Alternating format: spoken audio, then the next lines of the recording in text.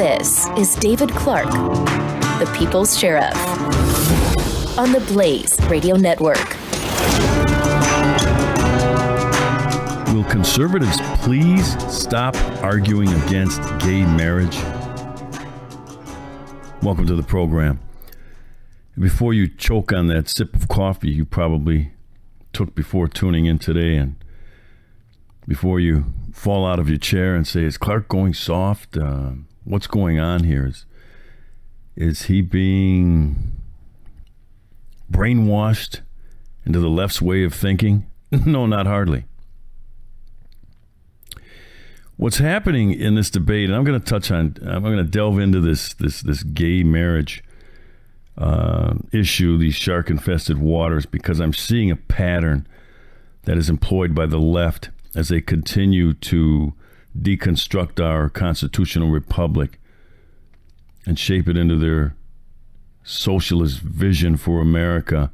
And I know how they're doing it. And as I continue to tell you, read Saul Alinsky's Rules for Radicals. It is their playbook. It'll tell you precisely how they go about the revolution. And one of the rules that Alinsky professes is he reminds his disciples that the issues are not the issue. The issues, or the issue, is the revolution. So in other words, he's saying don't get caught up in these nuances of issues. The issue is the revolution.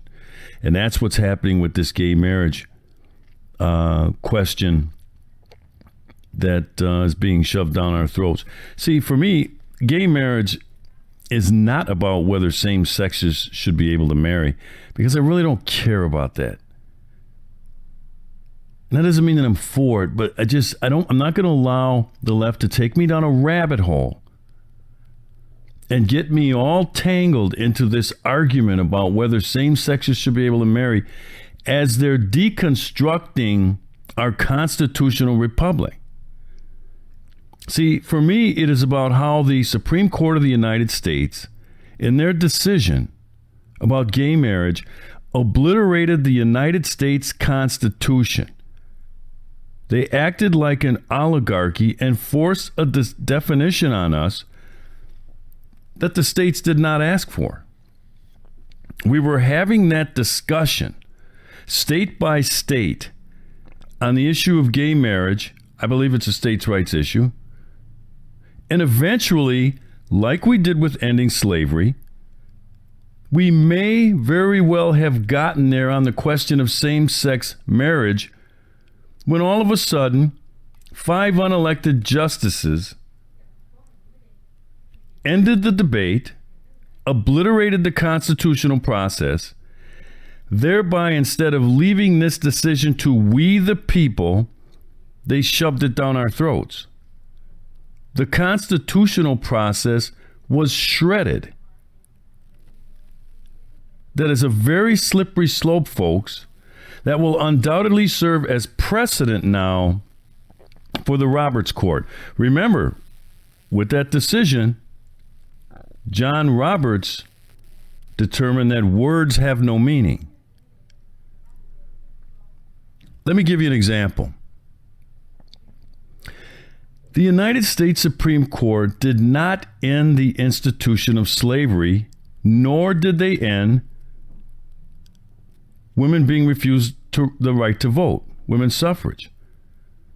We had vigorous debate and discussion in legislatures elected by we the people.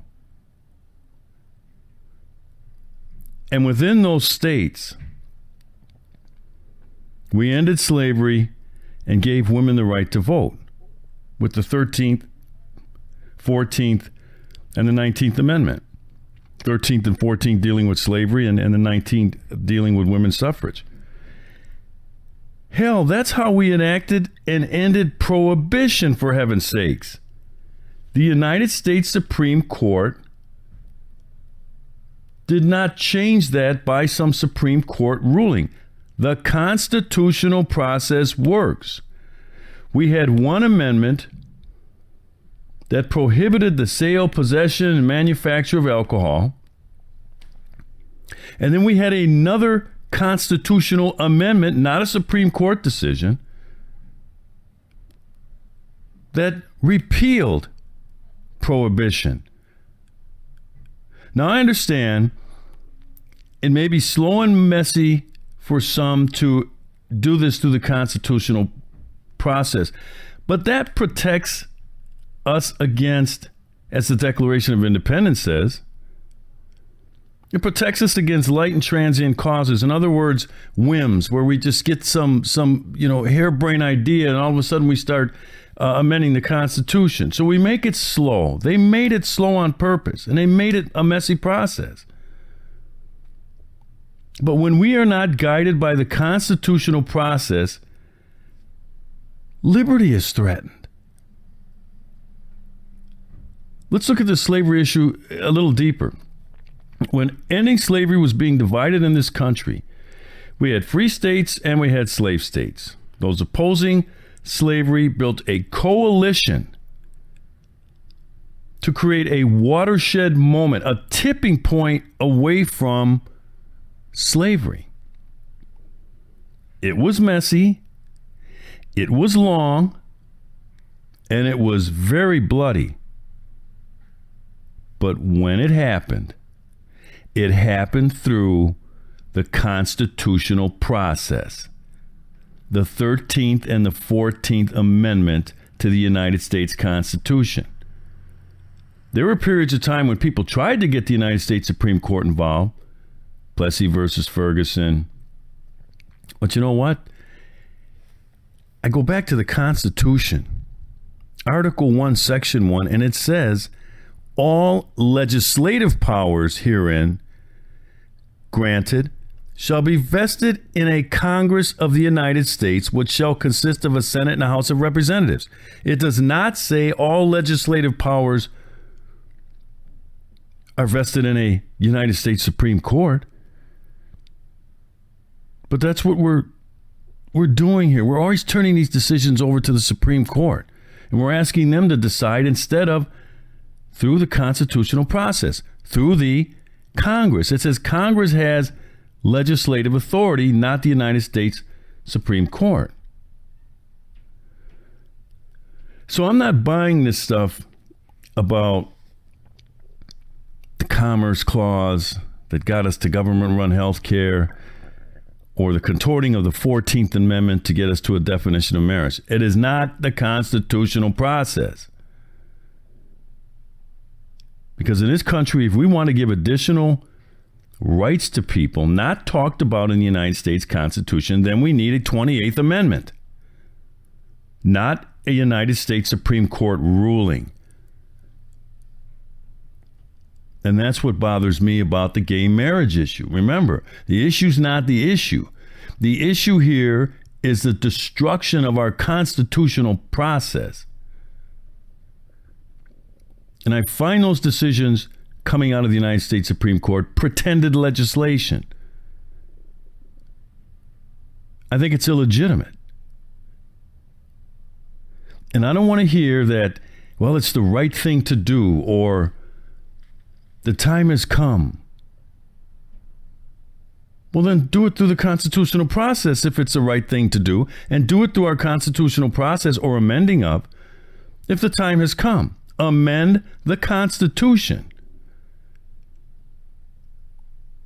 Because if you think this totalitarian tyranny that we're experiencing right now will stop at forcing people to buy a product like health insurance or defining marriage, if you think this totalitarianism will end here, then you're naively mistaken. This is exactly how the left will obliterate the Second Amendment, the First Amendment, the Fourth, Fifth, Sixth, Eighth, 10th, the rights of the states. I mean, that one's already being done right before our very eyes. Is this what we want? It's not what I want. Stop arguing about gay marriage. The Blaze Radio Network on demand. David Clark, the People's Sheriff. Find more on demand at theblaze.com/radio. Don't miss the Morning Blaze with Doc and Skip. My house is strewn with just things my wife decided she wanted to do and then didn't follow through on. My mom was, same thing. My dad put up with this stuff, and my mom was prolific with failed hobbies. I mean, when it comes to failed hobbies, she was quite a success. She was, if her hobby is failed hobbies, she stuck to it. The Morning Blaze with Doc and Skip. Weekday mornings, 6 to 9 Eastern on the Blaze Radio Network.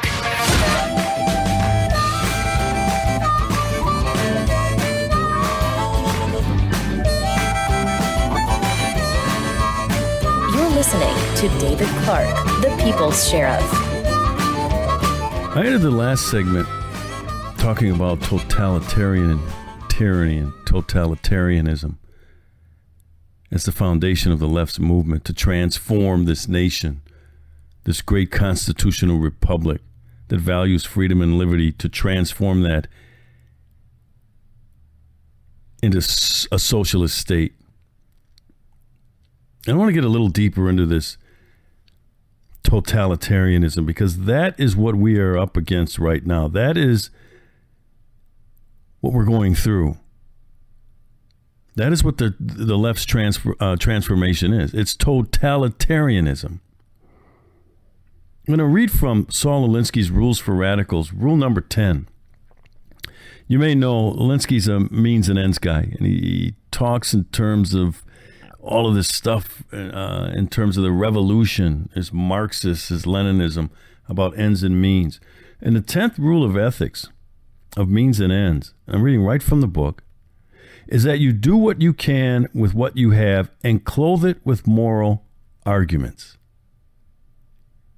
And the left is very good at it. You clothe it in moral arguments. What did we hear about Obamacare? Government-run health care. Everybody deserves affordable, quality health care. That's a moral argument. How did they approach the gay marriage issue? They cloaked it as a moral argument. Moral arguments are very hard to defeat. Let's take a look at a moral argument from our side. When I say our side, I'm talking about conservatives. Abortion. Right to lifers, pro-life people cloak that argument as a moral one. It's very effective. They're very good at it, by the way. My hat's off to the pro-life movement. Cloak it as a moral argument. Very hard to argue against. The left struggles every time the issue of abortion comes up. I think it's an effective way for us to defend and protect the Constitution, the Second Amendment. Cloak it as a moral argument. But I want to get into modern liberalism, which is conduct without borders. I want to show the parallels between modern liberalism and totalitarianism. What the left is trying to do is to establish a master narrative. And if you do not profess abject servility to that master narrative, you are beheaded, metaphorically. No different than what ISIS is doing. You are metaphorically beheaded. Maybe you don't actually get your head cut off, but it's in the form of having your business shut down. Because you don't want to serve an event, not people, an event that goes against your religious belief. The left uses the power of the federal government because they do have the power right now.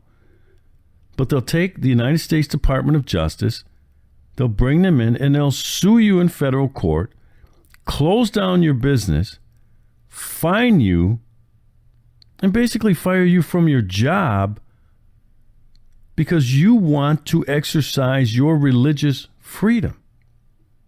That's totalitarianism. And the same people who are complaining about Donald Trump are the same people to this day who disparage the reputation and character of Tea Party activists. The Tea Partiers, all they are individuals with an opposing viewpoint. Look at the names that they call the Tea Party, or the member, or people who engage in that political activity. These are American citizens.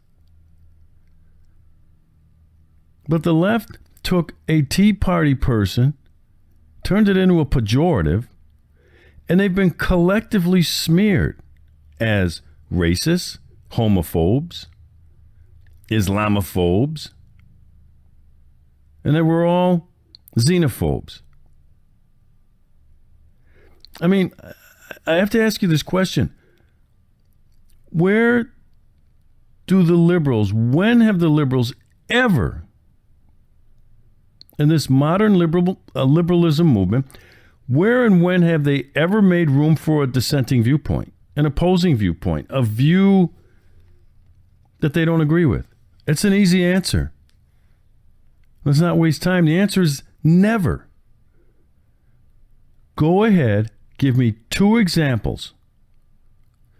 Hell, I'll take 1 example of when the left has made room for an abusing viewpoint. They see an opposing viewpoint as an affront, a threat to their totalitarian mind view. They see it as a threat that needs to not be opposed, but purged, destroyed, much in the same way that any other totalitarian regime or movement marched through a nation. What I like to call it is intellectual cleansing. And I liken it to ethnic cleansing. The same kind of cleansing that was done by Nazism, fascism. It's the same type of cleansing being done by Islamofascism, where if you don't adhere to the Muslim faith, you're beheaded. Folks, we're in the midst of a culture war. And many of you know that. You probably wouldn't tune in, although I suppose there are those tuning in on the left looking for that moment, that gotcha moment, to take my words and contort them. And that's that metaphorical beheading that I talk about, to try to destroy me. And all I have to say to them is good luck. Good luck with that. But this is a culture war that we're in, and it has to be defeated. We on the right, we conservatives, have to win this culture war, and I'm willing to fight it. You know, I really get a kick out of how, you know, this modern liberalism movement, this totalitarian tyranny, you know how I talk, or when I said the ends and means rule of establishing something and cloak it in a moral argument. You know, they love to use this term, and it's a moral phrase, right? Bringing people together. We need to bring people together. Whenever I hear the liberal media talk about needing a candidate for president who can bring the country together, I say, yeah, here's what you mean by that. You want somebody who will bring this country together to your orthodoxy, your point of view, with no room for dissent. That's your view of bringing people together. What we're going to do is continue this in the next segment. I want to talk about this issue of dissent because it's very important. David Clark, The People's Sheriff. on the Blaze Radio Network. Jay Severin. In the mainstream media, this deal guarantees, and we are the guarantors. Irony of ironies. You want a gruesome irony? Here's one. We are the guarantors that Iran will have nuclear weapons. They won't necessarily have them tomorrow or in 6 months or in a year, though they could easily have them. Jay Severin. Weekdays, 2 to 5 p.m. Eastern on the Blaze Radio Network.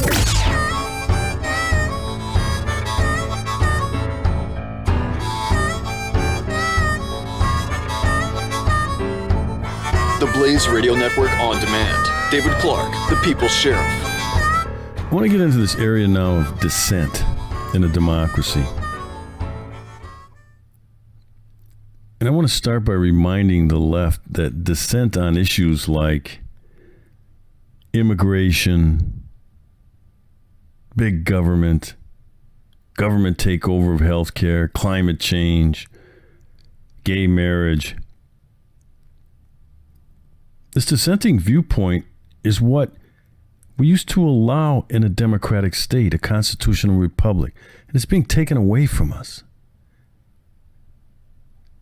These are issues of freedom and liberty, which is why I remind you, and we talked about it earlier in this episode, about how the issue is not the issue, the revolution is the issue.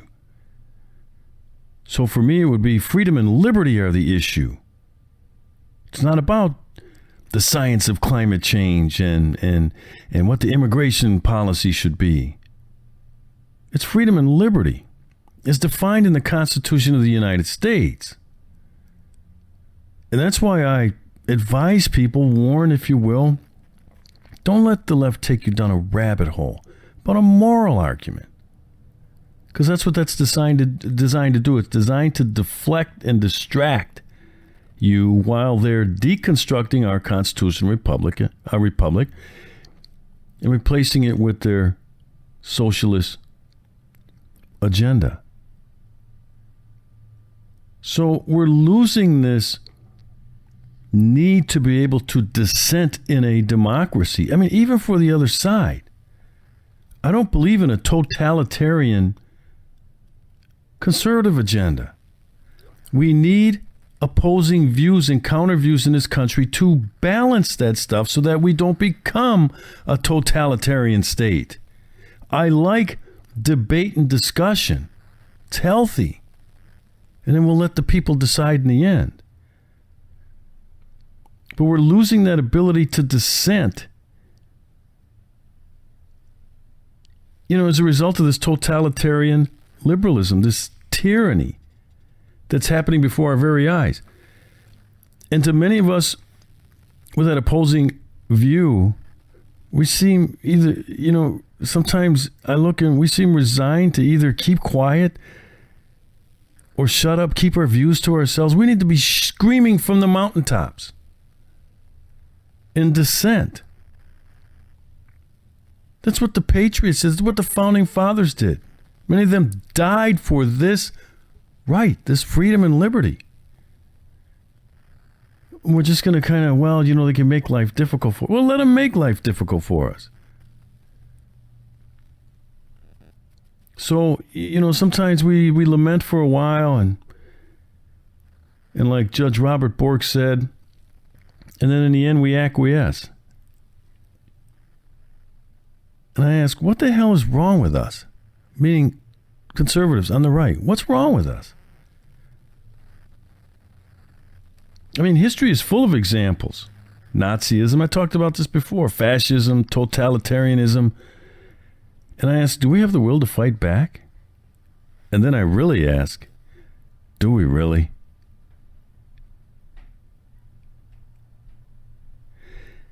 Because I'm not seeing it but for a few examples, like this judge in Ohio who recently refused to perform gay marriage due to his religious beliefs. And now, people are calling for him to resign over his religious beliefs. Not over performing gay marriage. Remember, the issue's not the issue. The revolution is the issue. And this guy is in the way. Or how about the bakery owners who are doing the same thing? And now one such owner is looking at $137,000 in fines and being shut down. And again, I want to make this clear. This isn't about gay marriage.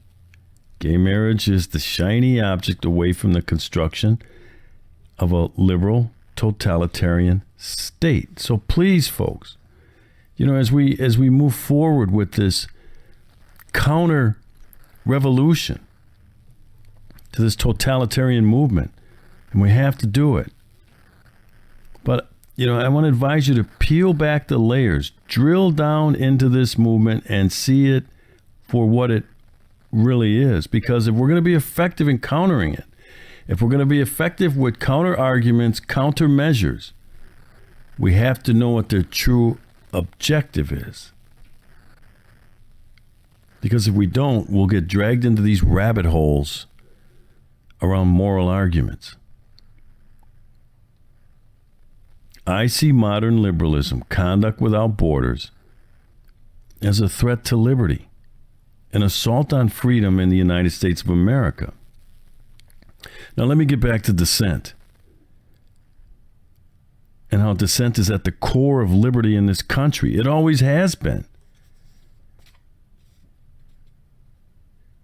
It's our freedom to dissent against a prevailing orthodoxy that gives us these United States of America.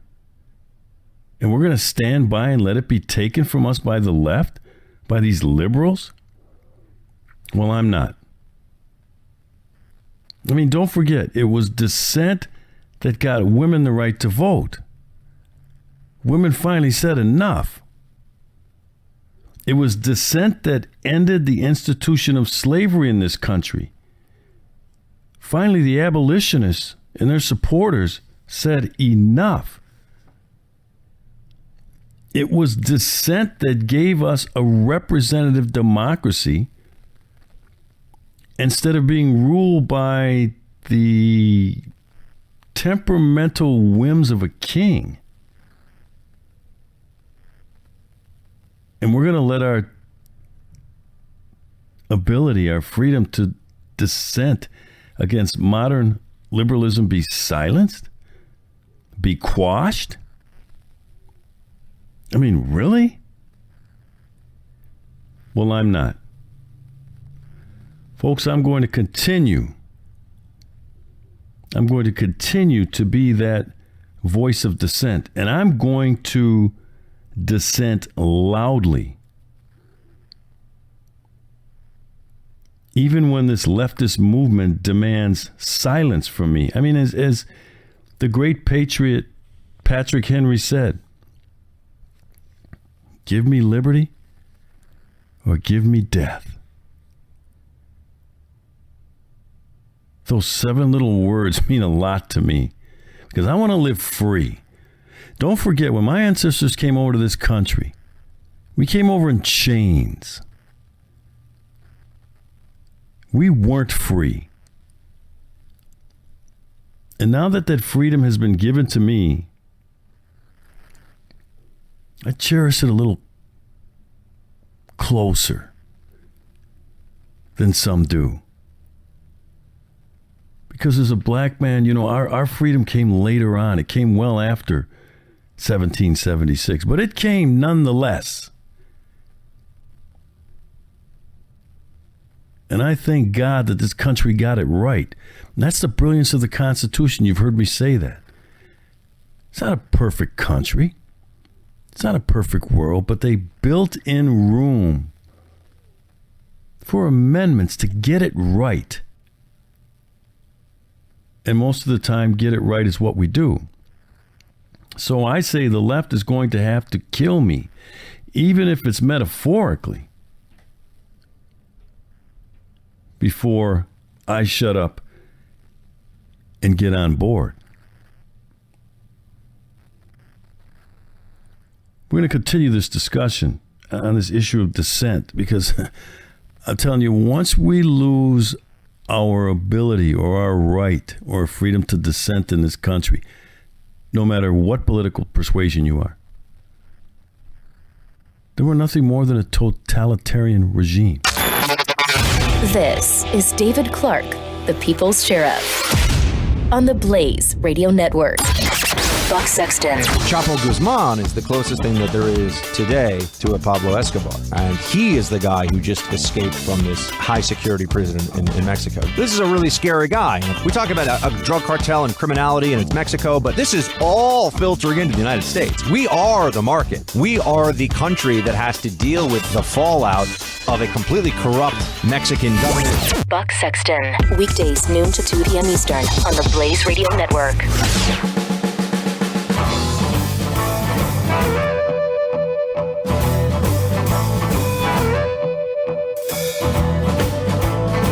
David Clark, the People's Sheriff. I want to read from a column that I came across. It's by Tom Nichols. He's a professor of national security affairs at the U.S. Naval War College and an adjunct professor in the Harvard Extension School. It's entitled, "The New Totalitarians Are Here." Totalitarians want their rule and their belief system to be accepted and self-sustaining, even if it takes bludgeoning every last citizen who disagrees. There's a basic difference in the traditions of political science between authoritarians and totalitarians. People throw both of these words around, but as is often the case, they're using the words they may not always understand. They have to have real meaning, however, and the difference between them is important. Simply put, authoritarians merely want obedience, while totalitarians, whose rule is rooted in an ideology, I would say modern liberalism, want obedience and conversion. Authoritarians are a dime a dozen. Totalitarians are rare. The authoritarians are the guys in charge who want to stay in charge and don't much care about you or what you're doing, so as long as you stay out of their way. They are the jefe, Spanish for chief, and it's thugs in a brutal regime that wants you to shut up, go to work, look the other way when your loudmouth neighbor gets his lights punched out by goons in black jackets. Live or die, it's all the same to the regime. Totalitarians are a different breed. These are the people who have a plan, who think they see the future more clearly than you, or who are convinced they grasp reality in a way that you do not. They don't deserve themselves, or they don't serve themselves exclusively. They serve history, or the people, or the idea, or some other ideological totem that justifies their actions. Let me pause for a minute. Remember what I said? The revolution, the issue is not the issue. The idea, or some other ideological totem. Back to the column. They want obedience, of course, but even more, they want their rule and their belief system to be accepted and self-sustaining. And the only way to achieve that is to create a new society of people who share those beliefs, even if it means bludgeoning every last citizen into enlightenment. That's what makes totalitarians different and more dangerous. They are totalistic in the sense that they demand a complete reorientation of the individual to the state and its ideological ends. Remember when I said ends and means? Every person who harbors a secret objection, that's what I call dissent, or even so much as a doubt, is a danger to the future of the whole project, and so the regime compels its subjects not only to obey, but to believe. This is what George Orwell understood so well in his landmark 1984, the novel. His dystopian state doesn't really care about quotidian obedience. It already knows how to get that. What it demands, and will get by any means, is a belief in the party's rectitude and in its leader, Big Brother. If torturing the daylights out of people until they denounce their loved ones is what it takes, so be it. That's why the ending of the novel is so terrifying. After the two rebellious lovers of the story are broken and made to turn on each other, the wrecks left by the state are left to sit before the leader's face on a screen with only one emotion still alive in the husks of their bodies. They finally truly love Big Brother. Americans are getting too comfortable with thought control. I've gone down this road of literary and academic exposition because I fear an increasing number of my fellow Americans are at heart becoming totalitarians. Now, by this, I do not mean America's creating Nazis or Stalinists. It's true, of course, that both Nazism and Stalinism were species of the genius totalitarian, but both have since died the deaths they deserve. I mean that ordinary people, and not a few opinion and thought leaders, are adopting the sane, insane belief that human minds can be molded and shaped and made to think in new ways by sheer force. Yes, I mean people like actor George Takei and his odious attacks on Justice Clarence Thomas. Takei called Thomas a clown in blackface and said Thomas had abdicated his status as an African American. Also, much like 1984, some of the journals ostensibly committed to liberal thought have already tried to scrub their pages of Takei's comments and consign the matter to the Orwellian memory hole. I also include people like Quartz.com, a journalist Meredith Bennett Smith, who disagrees with writer Kathy Young about sexual conduct codes on U.S. campuses and thus wants the Washington Post never again to publish this horrendous rape apologist. This rape apologist Young in its pages, pardon me. This isn't political debate or even name-calling. This is the incendiary dehumanization of an African-American judge and a female writer. I grant that overall American political debate on all sides has become nastier and less tolerant. What makes these kinds of attacks, however, smack of totalitarianism, and I could reel off dozens more examples, but your computer would run out of pixels, is that people like Takei and Bennett Smith are lighting their torches and demanding rough justice even on issues they've already won. In other words, it isn't enough that Thomas was in the court's minority, or that no college in America is bothering to listen to Young. They want Thomas and Young silenced, stripped of their status in their peer group, and to recant, even after being defeated in public on the issue at hand. That's terrifying because it means that for a fair number of people in what's supposed to be a democracy, winning in any normal political sense simply isn't enough anymore. They're not really trying to capture something as pedestrian as political equality, nor are they satisfied if they get it. They are not really seeking to win in the courts or a legal solution or a negotiated settlement. Those are just all merit badges to be collected along the way to a more important goal. What they really want, and what they in fact demand, is that you agree with them. They want you to believe. It's not enough for these Americans to say, I've had my day in court and prevailed. In effect, they now add, you do not have the right to hold a different opinion, even if you lose in the public arena. You may not hold on to your belief as a minority view or even as a private thought. And if you persist and still disagree, I will attack you without quarter and set others on you to deprive you of your status in your profession, of your standing in your community, and even of your livelihood. This attitude promises social welfare without end because there is no peace to be had unless the opposing side offers a sincere and unconditional surrender. It means that the people on the left, taking Bakers to court, de-Africanizing Justice Thomas, and making Young an accomplice to rape, will not be satisfied with winning, for the new totalitarians prevailing in the courts or at the ballot box isn't enough if there's still a suspicion that anyone anywhere might still be committing thought crime. Most of all, they do not want you, present reader, to even think about agreeing with people like Thomas or Young. By attacking everyone in the public sphere, from judges to writers, they're sending a clear warning that there's plenty of room in the bonfire. It is a vow that you will be held to account for your personal thoughts, even if you've already been defeated in a democratic or judicial contest. No, even after losing, you will be forced to admit the error of your ways. You must accept that you have sinned. You must discard your own values and accept the ideas of your betters. You must denounce yourself for undermining the construction of a better world. You too must love Big Brother. Wow, again, that was Tom Nichols, professor of National Security Affairs at the United States Naval War College. That's what I've been talking about this entire segment. That's the danger that lies between modern liberalism and their totalitarian regime. We're out of time for today. Thanks for joining me. Hope to see you or hear from you. Let you tune in again next week. And remember, during the week, you can follow me at Sheriff Clark on Twitter, CLARKE. and at thepeoplessheriff.com. God bless.